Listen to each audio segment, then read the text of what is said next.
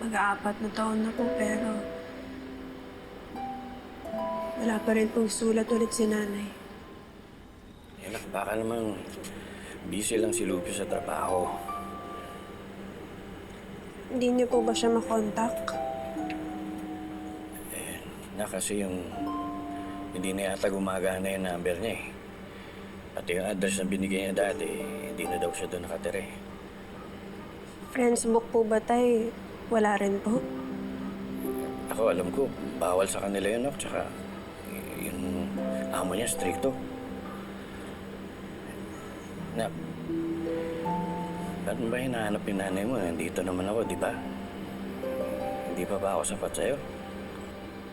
Tay, adobo niyo pa lang po, bawing-bawi na. Pero syempre gusto ko pa rin pong makilala si nanay. Pag-graduate na po ako ng K-12 pero hanggang ngayon, di ko pa rin po siya nakikita, nakikilala o nakakausap man lang. Pero anak, di ba, pinadala ka naman niya ng picture sa postcard dati. Bigla naman pong huminto. Ano po kaya nangyayari kay nanay?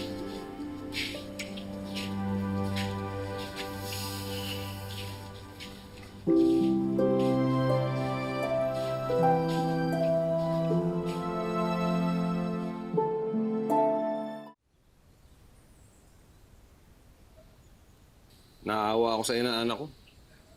Umaasang makakuha pa rin ang sulat mula sa nanay. Alam mo, Benel, hindi nga mahitago yung lungkot niya eh. Doon bubuksan yung mailbox. Tapos wala namang sulat na maaabutan. Ano kaya kung padala natin ulit? Gagawa ko ng sulat. Kunyari ako sa Lupe. Tulad nun. Sira. Minsan lang kita pinayagan nun dahil nagtatanong na yung bata tungkol sa nanay niya. Hindi ko na maalam yung sasagot ko. Kaya nasabi ko, nasa ibang bansa si Lupe. Naalala ko, tontuwa si Princess kapag ka nakakuha ng postcard. Binibida pa nga niya sa akin eh. Hindi niya alam ako lang gumawa nun. Tapos si Sir Valdez naman yung nag-i-edit ng kaisa-isang picture ni Lupe. Para kunyari nasa Kuwait siya. Pero alam mo, Benal, tinigil ko na rin yan nung nag-12 anyos siya. Hindi naman pwedeng peking postcard at picture na lang ipapadala sa kanya. Siyempre, magtataka din yun. Bakit parang hindi tumatanda yung itsura ni Lupe? Baka mag-request pa ng video call yun eh. Hindi niyo ba talaga alam kung nasaan na si Lupe? Nung umalis siya ng bahay, yun na talaga yung huling beses ko siya nakita. Ano kaya kung merong magpanggap na ibang Lupe para lang may makausap siya? Hindi na, Benak. Alam mo, ayoko na magsinungaling sa anak ko eh. Ayoko na rin siya pasahin na babalik pa si Lupe. Total, kaya ko naman maging nanay at tatay sa anak ko.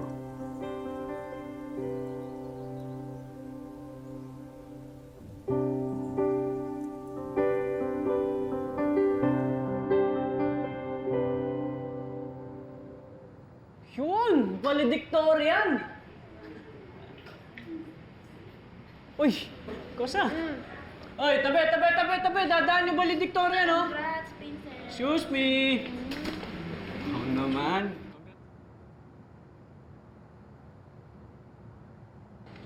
Congrats naman sa'yo, Kosa. Uy! Sabi ko, congrats! Congrats din sa'yo, Onse. Gagraduate ka na. Graduate na tayo. Grabe, no? Akala ko hindi ako graduate. Kahirap kasi ang trigonometry na yan. Buti na lang. Nagaling yung tutor ko. Siyempre. Kasi punta ka mamaya sa bahay, ah. Sabihin ko si Mamo pagluto tayo ng pansit. Siyempre papayag yun, no? Gagraduate na ako. Sadal yan? Naisip ko lang na mas masaya sana kung mag-celebrate kami ni tatay na kasama si nanay. Sabi niya kasi sa sulat niya ron, galingan ka raw sa pag-aaral ko. Uwi daw siya pag naging valedictorian ako. Hindi ba siya uwi sa graduation mo? Hindi ko alam eh. Wala pa siyang paramdam ulit. 2019 pa huling sulat niya. Old school naman nun. Wala ba siyang social media? Wala. Sinubukan ko na rin yung gawin. Hinanap ko na ilang beses. Wala talaga. Bawal daw eh. Ano sabi ng tatay mo?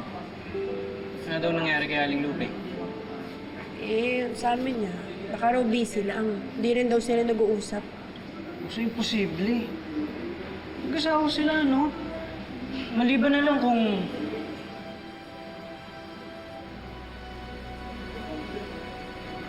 Hindi kaya nag-iwalay si Mang Dado at Aling Lupe. Ayaw lang sabihin sa'yo. Ba't naman itatago sa akin ni tatay yun?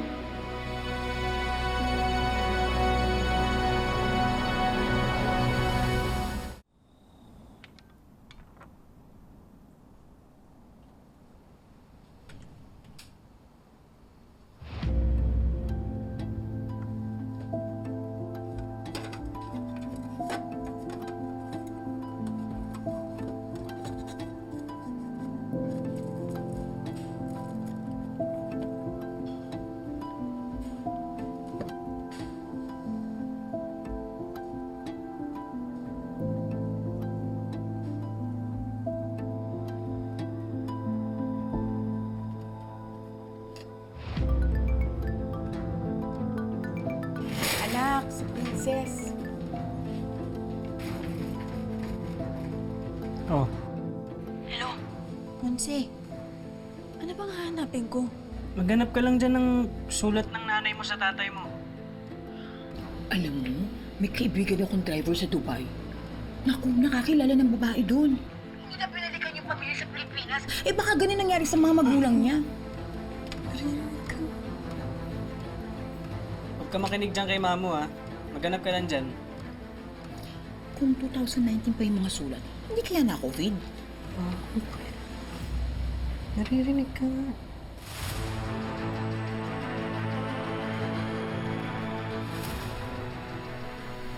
Yeah. Tay, Oh, ano ginagawa mo dito sa kwarto ko?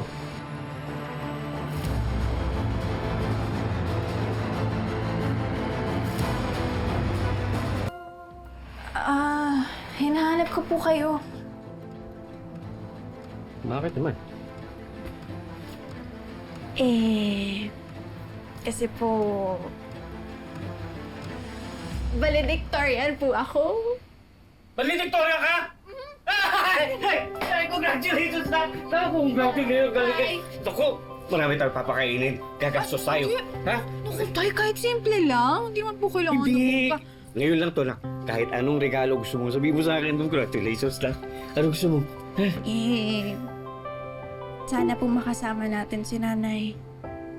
Kahit po sa graduation lang. No.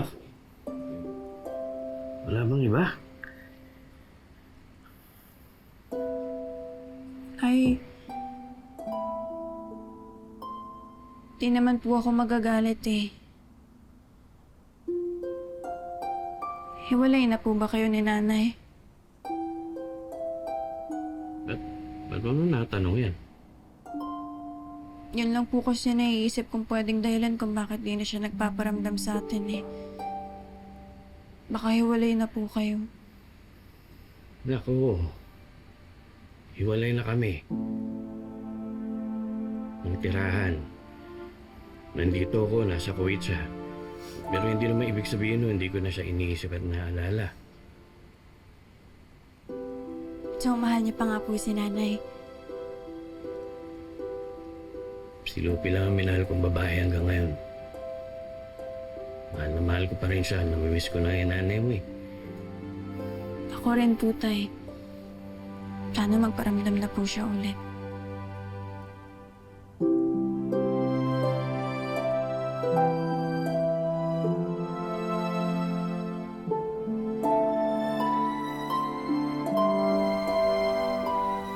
Apat na taon busy. Ay, Sargus, ano bang trabaho ng nanay mo sa Kuwait? Nag-aalaga daw po ng bata, Kuya Pusoy. Oh, kita mo? Nag-aalaga ng bata, pero sariling anak, di makamusta. Anong klaseng nanay yan? Sulsulan pa eh. Bawal dito mapangusga, no? Hindi naman natin kilala nanay ni Princess. Malay nyo, may dahilan kung ba't di siya nakakasulat. Ninong, 4 na taon na po siyang walang paramdam. Ano naman po kayang dahilan yun? Oh, 4 na taon? Ano pong mas importante kaysa makausap mo yung pamilya mo? Yan na. Baka nag-iipon. Mahirap ang buhay, no? Tipong plano niya, pag nakauwi, mayaman na siya. Hindi ko naman po gusto ng maraming pera eh. Gusto ko po makita si nanay. Mayakap, kausap, halikan. Tama. Mas okay nang walang pera kaysa malayo sa pamilya, di ba? Kaya lang nasa kulungan ka, huy. Eh, dinadalok nila ako dito. Bakit? Yun lang, ang layo ng Kuwait. Paano madadalo ni Princess ang nanay niya?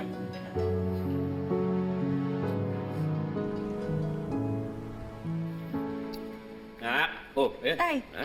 Kumain ka na, ha? Po na. Tay, take out na lang po ako, ah. Oh, bakit?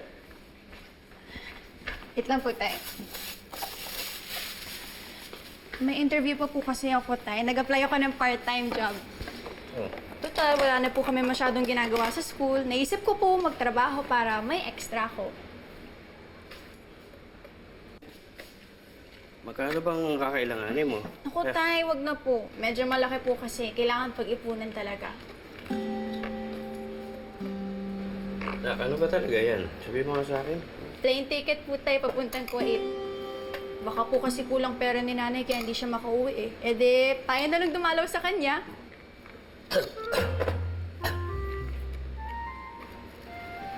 Yan na. Mahal nga talaga yan. Saka kakailangan pa ng visa yan. Tay, kaya nga po ngayon pa lang, nag-iipon na ako. Di ba yun naman po ang pangarap natin pareho? Makasama si nanay.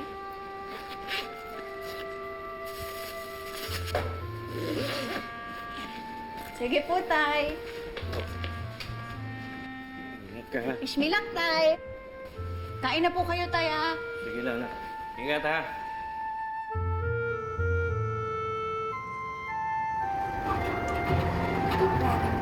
Bayad po, kuya. Salamat po.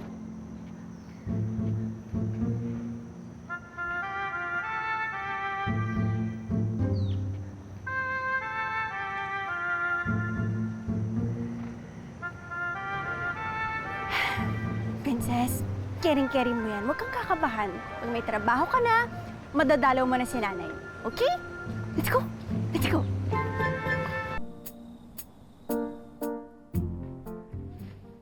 Nay, natanggap po ako sa interview. May trabaho na ako. Magkakapera na ako, Nay! Kaya nga po akong gumawa nito, Nay, ng alkansya. Para pag sumweldo na po ako, lalagyan ko to ng laman. Tapos kapag nakaipon na ako, Nay, bibili kami ng plane ticket ni tatay papunta dyan. Hahanapin po namin kayo para mabuo na ulit yung pamilya natin. Kiss, oh. Ito kaya sticker. Ito po, Nay. Yes? Yes!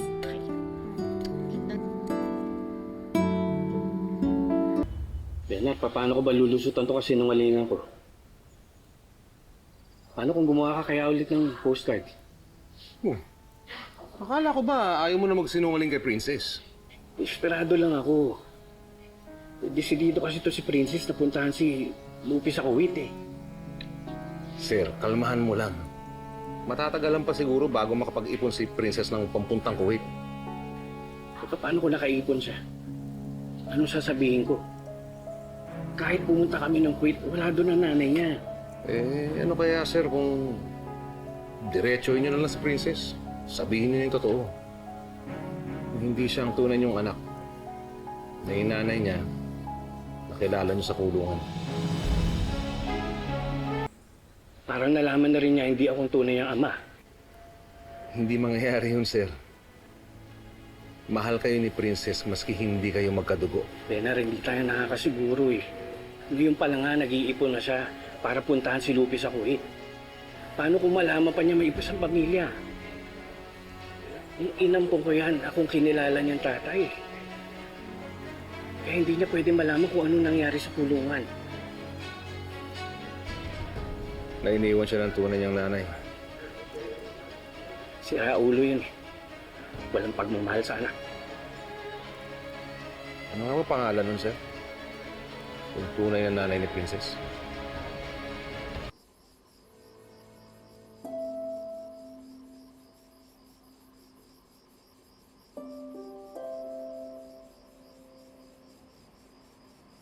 Happy birthday to you.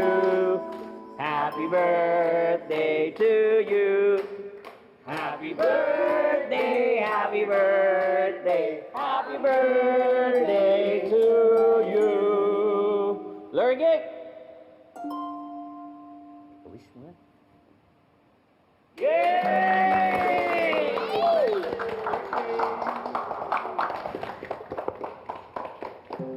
Happy birthday. Thank you. Cake, wow. Paborito mo to eh, no?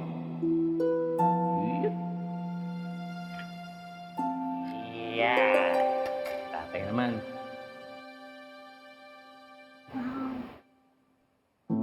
Yung. Cheers.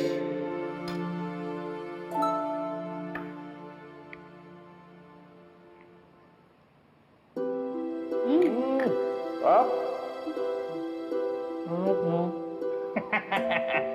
Happy birthday. Happy birthday.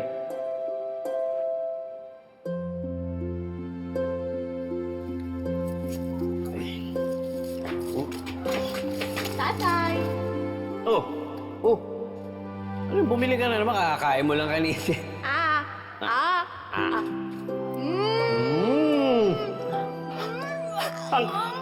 Ang naman nito! Pumir! More? More, tatay! Ito, Mor. Ano mo ito? Ha?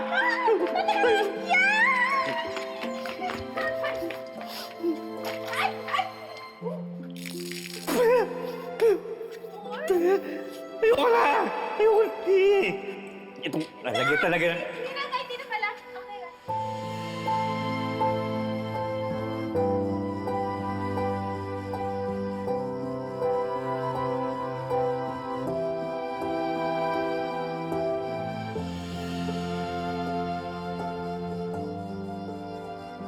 Tay! Tay! Anak! Oh! Tay! Oh! Kain na po tayo, tay. Nagugutom na rin po ako. Anak, sandali. Puka muna dito, sandali. Bakit? Usap lang tayo, sandali.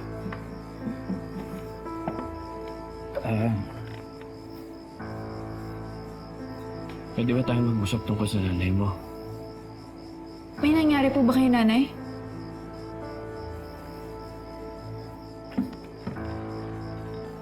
Tay, nanginginig kayo, tay. Nay, wala. Tay! Nak, wala to, nak. Tay, Wala, pasmado lang to. tay, ano po ba yung sasabihin niyo tungkol kay nanay? Mangako ka, hindi ka magagalit sa akin, ha? Lahat ang sasabihin ko, pakinggan mo mabuti. Tay, diretsuhin niyo na po ako. Ano po bang sasabihin niyo tungkol kay nanay?